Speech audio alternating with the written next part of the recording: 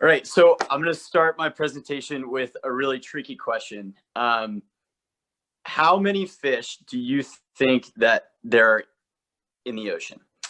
It's a really ambitious question, so you can think about it a little bit.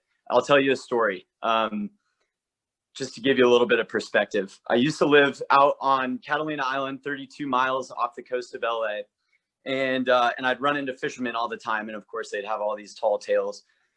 This one fisherman, super salty, crusty, old fisherman, told me that when he was my age, he used to be able to hop off of his boat onto the backs of these giant, thick, and abundant schools of tuna that would come into the harbor. And when I heard him say that, I was like, hey, yeah, okay, for sure, man. But that just gives you a little bit of perspective of how it used to be. And even though that was a tall tale, over the past 40 years, over 50%, over half of the fish in our ocean are gone. And I don't want to say that to make you sad or anything. We are improving, especially in the United States.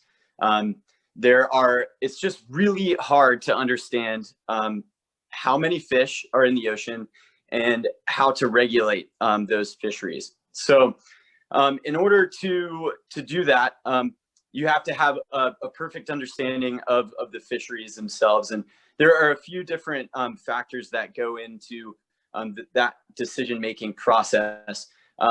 It's just really hard to estimate, right? There are also these long-standing traditions or traditional tensions that affect the relationships between the management institutions and the fisheries and the fishers themselves. But one of the things that's actually going into affecting or benefiting those relationships is the field of citizen science. And in the field of citizen science in fisheries world, there are these things called self-report applications. Like you can see on your screen there, it's where fishermen go out into the open seas. They go and catch a bunch of fish and they report the information about their catches, which is then used to make better decisions about management. Now, there are tons of other benefits. It improves those tensions that I talked about before. It creates, or it allows the management institutions to have a lot of data, diverse data at that, and it's extremely cost effective. Now, I'll be working with the South Atlantic Fisheries Management Council in my thesis to figure out how to best market these applications to the fishermen, because let's face it, they don't really want to use it.